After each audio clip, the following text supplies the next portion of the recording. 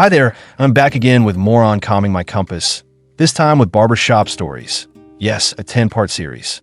Many of us are quite aware that tucked away in the steady hum of clippers and the familiar scent of talc, the real magic of the barber shop isn't just in the haircuts. It's in the stories traded between the chairs, the timeless wisdom passed down like heirlooms. Pull up a chair. These lessons, pulled from the archives, are for anyone who's ever listened. Part 1. The lesson on letting go. Old man Henry, while waiting for his trim, watched a young man fuming over a text message. She said she'd call an hour ago, he seethed. Henry sipped his coffee and said, "Son, holding on to anger is like grabbing a hot clipper blade. The longer you hold it, the more it burns you. And you can't give a good fade with a burnt hand." The lesson: let go of the heat before you try to move forward. Part 2. The lesson on the right tools. A new dad was complaining about his disastrous attempt to assemble a crib, holding up instructions that were clearly wrong. Javier the barber, without looking up from his work, said, "The problem isn't the instructions. It's that you're using a butter knife instead of a screwdriver." A man who uses the wrong tool ends up with a wobbly crib and a long night. The lesson: don't blame the map for your journey if you're driving a bulldozer. Part 3. The lesson on listening. Two contractors in the chairs were talking about a difficult client. One kept interrupting, saying what he would have said. The other just listened. Finally, the quiet one said, "You have 2 ears and 1 mouth, Mike. That's so you can listen for the leak before you start tearing up the whole floor." The lesson: you can't fix what you haven't first quietly diagnosed. Part 4. The lesson on foundation. Marcus was meticulously lining up a young man's hairline. The young man said, "Just make the top look good. I don't care about the back." Marcus stopped, turned the chair around, and showed him his reflection in the mirror. A house with a fancy porch and a crumbling foundation is just a pretty cave-in waiting to happen. We care about the back. The lesson: integrity is what you do when no one is looking, but everyone will eventually see. Part 5. The lesson on timing. A college kid was stressed, trying to decide whether to propose to his girlfriend now or in 5 years. Ray, sweeping up hair, leaned on his broom and said, "You don't pull a cake out of the oven early because you're excited to eat it. You'll just get a mess. And you don't leave it in too long or it burns. Life has a timer. Learn to listen for the ding." The lesson: good things come to those who wait, but only what's left by those who hustle. Know the difference. Part 6. The lesson on small things. A man was telling a story about how his whole day was ruined because he chipped a tooth on a piece of toast. Old man Henry chuckled. "A single pebble in your shoe can make you limp for a mile and curse the whole road. But it's not the road's fault. It's the pebble. Take off your shoe, man." The lesson: don't let a minor inconvenience become a major catastrophe. Part 7. The lesson on authenticity. A teenager pointed to a picture of a complicated, spiky haircut from a video game. "I want that," he said.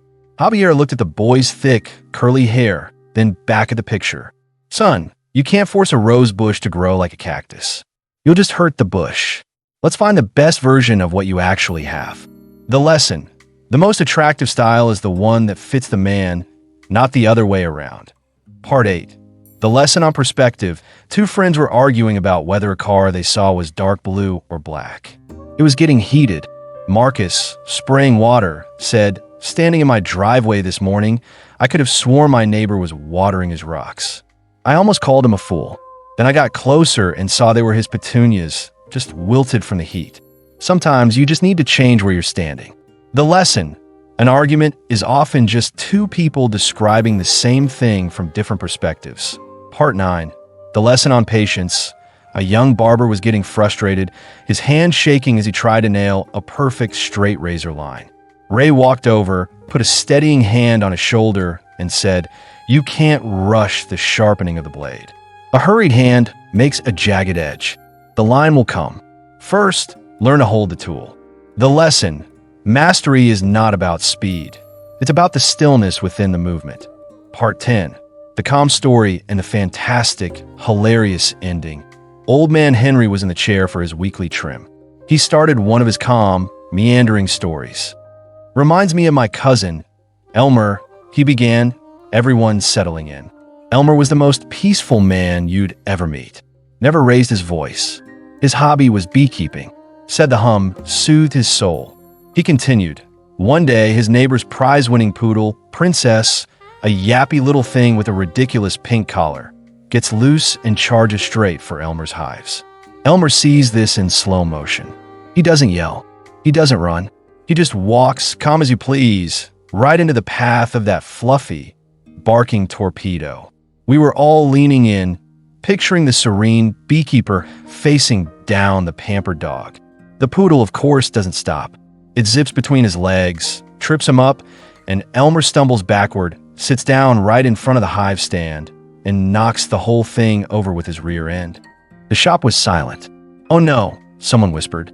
"A cloud of bees," Henry said, his voice still impossibly calm.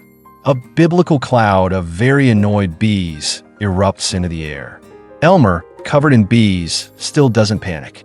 He just gets up, brushes a few off his overalls, and starts walking straight towards the neighbor's house, trailing a vortex of 10,000 furious insects.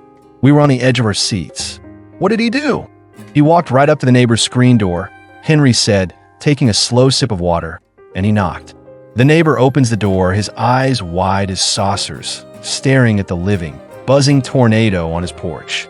And Elmer, in his calm, beekeeping voice, just points a thumb back at the chaos and says, Henry paused for dramatic effect, the clippers humming in the silence.